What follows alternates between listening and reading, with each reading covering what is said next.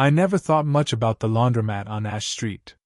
Just a row of machines humming, detergent bottles stacked on the counter, a faint smell of hot fabric softener that clung to everything. Most nights, I came here late, after work, when it was quiet. I liked it that way, nobody asking where I'd been, nobody waiting at home for me to answer. It was on one of those nights that I noticed her. She stood by the dryer 2 rows down, folding her shirts like each crease mattered. Mid-40s maybe, dark hair pulled back, gold bracelets sliding down her wrist whenever she reached for the next thing. I'd seen her before, but always from the corner of my eye, like she belonged to the quiet of the place more than I did. When she glanced up, our eyes caught. Not long, not dramatic. Just enough that I looked away too quickly, pretending to check the spin cycle. The second time, it wasn't an accident. I was stuffing damp jeans into a dryer when she walked over, holding a coffee in a paper cup. "Machine 8 eats quarters," she said, tilting her chin toward it. I nodded, a half-smile tugging at me. "Good to know. I think it already got one of mine." Her laugh wasn't loud, just the kind that lingers. She pushed her sleeve back, set her cup on top of the washer, and for a moment, I caught myself watching her hands more than I should have. We didn't talk much after that. But when I came back the next week, she was there again, same time, same quiet. She remembered me. Even remembered my coffee. "Black, no sugar, right?" she asked, handing me a cup without looking directly at me. I wasn't sure what surprised me more, that she'd remembered, or that she'd bothered. It became a pattern. Every few nights, the same unspoken routine. We'd trade small talk, weather, broken vending machine, a bad song coming through the radio. I'd catch myself pausing before replying, not because I didn't know what to say, but because I wanted to hold onto the space between us a little longer. I never told her about the unsent texts on my phone, the ones I typed late at night and deleted before morning. Messages to people I didn't really miss, conversations that wouldn't have meant anything. She didn't need to know how quiet my apartment was when I went home, how long I'd sit with the TV on mute just to feel less alone. One night, while she was folding a red sweater, she asked, "Do you live nearby?" "Next street over," I said. Her eyebrows lifted. "So do I." There was a silence after that. Not uncomfortable, but charged, like something unsaid had slipped between the machines. She smoothed the sweater flat, tucked it into her bag, and glanced toward the door. As she left, she gave me a small wave, almost hesitant. I watched her walk out, the glass door swinging shut behind her, and realized I'd been holding my breath. By the time my clothes finished drying, my phone buzzed on the counter. Unknown number. Just one line. "We're having wine next door. You should come by." The "we" caught me. I stared at it longer than I should have, the hum of the dryer suddenly too loud in the empty room. I didn't know then if stepping through that door would change anything, or if it would change everything. I almost didn't go. The text sat on my screen like something I'd imagined, but when I stepped outside, her porch light was on. Warm, steady. The kind of light that didn't push itself, just waited. There were 2 glasses on the table when I arrived, and another woman sitting beside her. Slightly older, maybe mid-50s, silver strands woven into her dark hair. They looked at me with the ease of people who already shared too many stories between them. "This is Lena," she said, nodding toward her friend. "She's staying over a few days." I shook her hand, trying not to seem younger than I was. They made space at the table, poured me wine, asked about nothing in particular. It should have been ordinary. But the way they listened, it unsettled me. I wasn't used to being listened to like that. The conversation stayed simple, drifting between neighbors they half knew, the grocery store's bad produce, the dog that barked 3 streets over. Yet, beneath the small talk, there was a thread pulling tighter. My eyes lingered on her hands wrapping around the stem of her glass, the way she leaned back when she laughed, as if she'd almost forgotten how. At one point, Lena excused herself to take a call inside. That left just the 2 of us. "You're younger than you look," she said, studying me with a soft tilt of her head. I shrugged, unsure whether to take it as a compliment. 23. Her lips curved, not judgment, not surprise. Something closer to recognition. My son would have been about your age. The words hung there, quiet but heavy. She didn't elaborate, and I didn't ask. Still, I noticed how her fingers tapped lightly against the glass, the smallest tremor, like the memory wasn't entirely hers to control. We shifted after that, both of us pretending nothing had been revealed. But something inside me had already tilted, closer, sharper. When Lena returned, she teased us for sitting in silence. I smiled, but my thoughts looped back to what she'd said. My son would have been about your age. It made the space between us feel sharper, more dangerous. I told myself it was just wine, just proximity. That maybe I was misreading everything.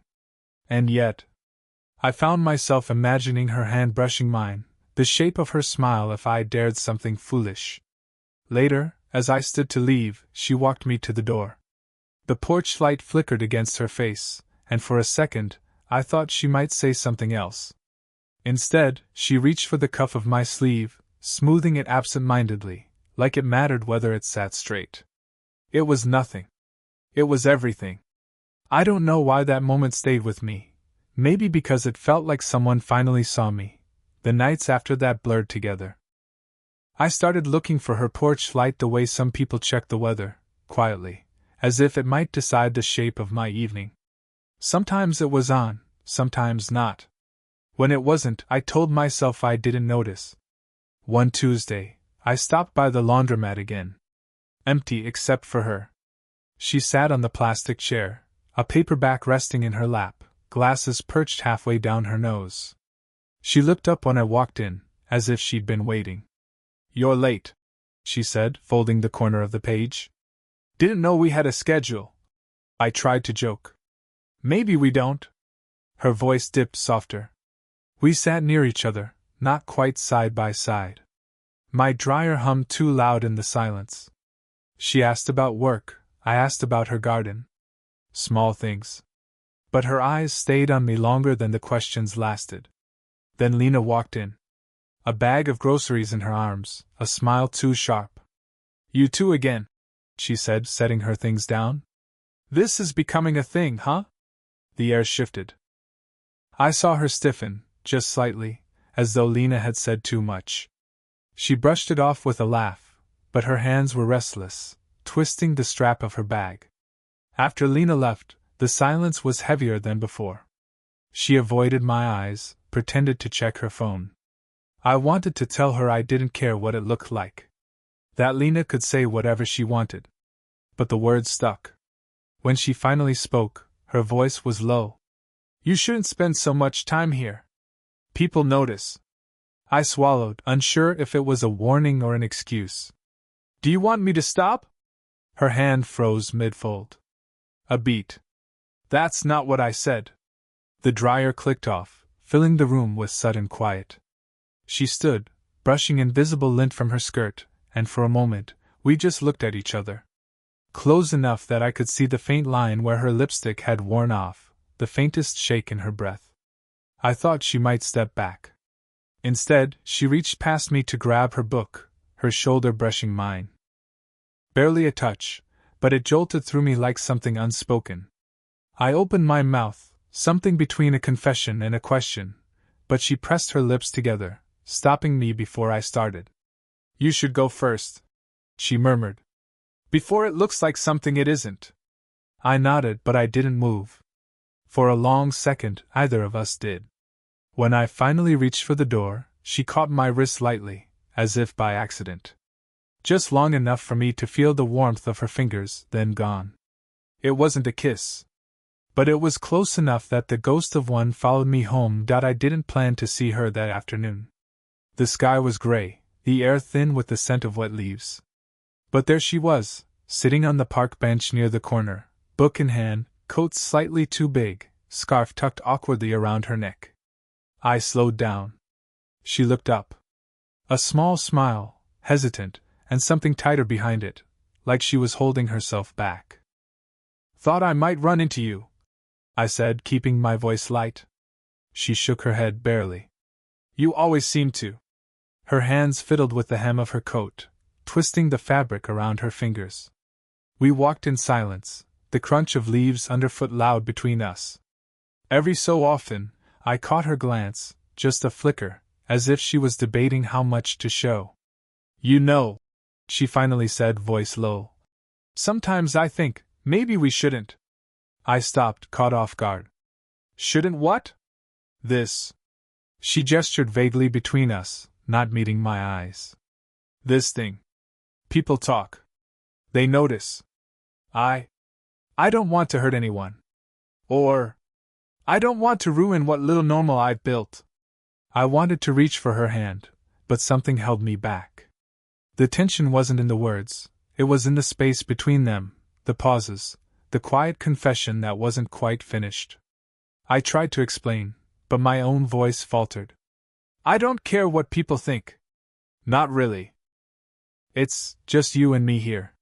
Her laugh was soft, almost bitter. "You don't know half of it."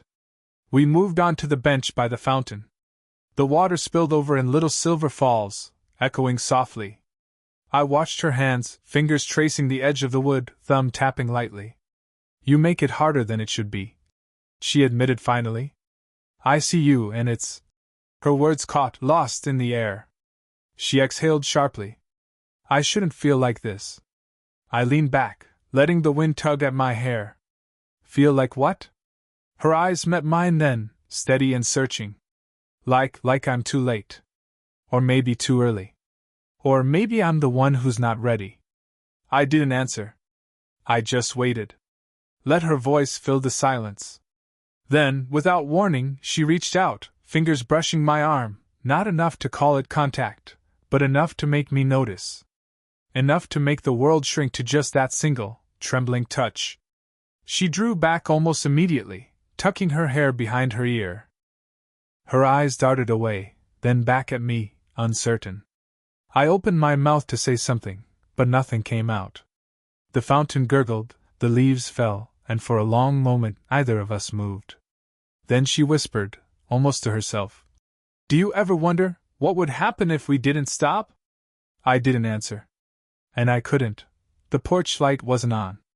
Not that night, or the next, or the one after that. I found myself walking past, slower than usual, hoping maybe I'd catch a glimpse through the curtains. But there was nothing. I didn't call. Not yet.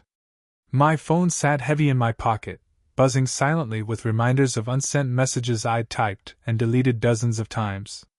When I finally saw her again, it was at the corner cafe. She was sitting alone, hands wrapped around a mug, eyes distant. She didn't notice me at first. When she did, she gave a polite smile, not the one that lingered before, that drew the air between us tight. "You've been quiet," I said, trying not to let my throat tighten. She looked away, tracing the rim of her cup with her finger. "I needed a few days. Thought it'd help." "Days?" I tried for light, but my voice cracked anyway. "I thought you thought wrong." She let the words hang between us. I didn't press further. Something in her tone, her stillness, warned me off. And then I noticed a photo tucked under her menu, her son, maybe 16 or 17, tall, eyes that mirrored hers. I hadn't known. She hadn't said. I left without another word. The walk home felt colder than usual. The spaces between streetlights stretched long, empty. I imagined her there, alone with him, wondering if she'd crossed the line with me. The next night, I typed a message on my phone. Every word felt necessary. Then I deleted it. Same with the night after. I kept seeing her in glimpses, at the market, crossing streets, shadows flitting past my window, but she never stopped to talk. Every time, I felt the tension, the possibility, and the retreat. And me? I stopped showing up at the park bench, the laundromat, the porch light. I told myself it was for her, for me, for the invisible boundaries we'd both skirted. But hope lingered. Just enough to twist me into the empty spaces she'd left. I didn't feel heartbroken. I felt paused. Like life forgot to finish the sentence. One evening I typed again. "I was going to come by, but..." I left it unsent. The cafe table stayed empty the next morning, just a single chair pushed back from the table, steaming cup of coffee untouched. I walked past it, heart tightening in the quiet way you don't notice until the echo of absence settles in. And I realized, the story wasn't over. Not yet. But it might never be the one I thought it would. The doorbell rang before I had time to think. I hadn't expected her, not today, not ever. I opened the door, and there she was, coat damp from a light drizzle, scarf hanging loose, eyes scanning my face like she was making sure I hadn't changed too much. I walked by, she said, voice low. Thought I'd see if you were here. I stepped aside. She came in. Shoes left on the mat, coat draped over the chair. I offered tea, and she accepted, sitting at the small kitchen table. Silence settled between us, thick but not uncomfortable. I wanted to ask everything, about the photos I hadn't seen, the days she'd been absent, the walls she'd built. But the words caught in my throat. So I just poured the tea, hands steady, though my chest ached. I didn't expect you to come, I said finally, voice quiet, testing the air. She smiled, almost imperceptibly. I didn't either. Another pause. She stirred her tea slowly, watching the spoon tilt, watching the liquid ripple. My eyes drifted to her hands, the same ones I'd memorized without meaning to. I shouldn't have pulled away, she said at last. I didn't know how much I wanted this, or if I even could. Her admission landed softly, but it carried weight. I could feel the tremor beneath her calm. The careful restraint. I didn't know what to do either, I said, voice barely above a whisper. I wanted to come every night to see you. But I wasn't sure if you'd let me. Or if I even should. Her eyes met mine then, steady, unflinching. The silence stretched longer than it needed to. And I realized the choice was mine. Speak fully, risk breaking the careful balance, or stay silent and walk away with a heart still half empty. I reached for her hand across the table. She didn't pull back. Just let it rest there. Warm. Solid. Real. I don't want to lose this, I said softly, not grand, not dramatic. Just true. Neither do I, she replied. The words were quiet, precise, and they carried everything we hadn't dared say before. No elaborate gestures. No promises. Just hands still touching, tea cooling between us, and the faint hum of the fridge filling the space that used to hold doubt. I lifted my mug to my lips. She followed. We sipped at the same time, and something shifted in that shared, ordinary act. A soft smile. A small nod. A quiet, unspoken, okay. I realized that vulnerability didn't need fireworks or declarations. Sometimes it lived in the pause between two hearts, in the hand held just a little longer than necessary, in the quiet decision to stay. And for the first time in weeks, maybe months, I felt a kind of peace I hadn't known I'd been waiting for. Months passed, though not all at once. At first, we kept things careful. Coffee at the corner cafe. Walks that ended a block from her house, not at her door. A rhythm that felt like it could unravel if either of us pressed too hard. But it didn't unravel. Slowly, it became ordinary. I'd show up at her porch around 8, sometimes 8:47 if I lost track. She'd tease me about the time, and I'd shrug like I meant to be late. She kept tea stocked in her cupboard for me, though she never said so out loud. I stopped pretending I didn't notice.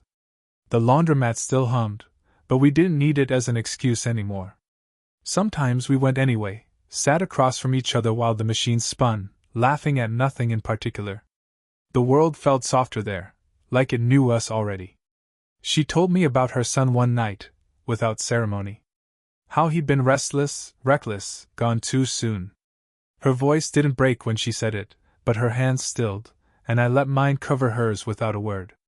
She didn't thank me, and I didn't expect her to. Some things didn't need naming. We didn't chase after big declarations. There were no fireworks, no late-night ultimatums. Just routines that held weight. Her scarf on the back of my chair, my jacket by her door, the way she refilled my mug without asking. Love crept in that way. quiet, certain, earned.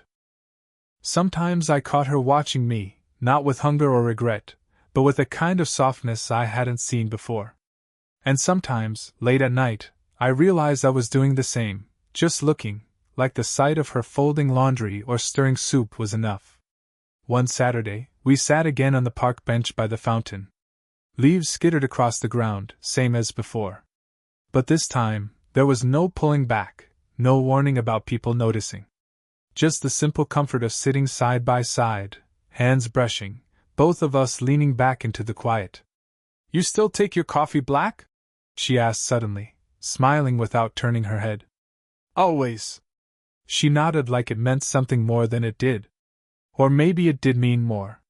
Between us, small things carried weight. The way she set her cup down. The way I folded the sleeve of her coat straight. The way silence no longer felt like a wall. It wasn't perfect. Some days were harder than others. We still stumbled, still second-guessed, still wondered what would happen if the world tilted too much.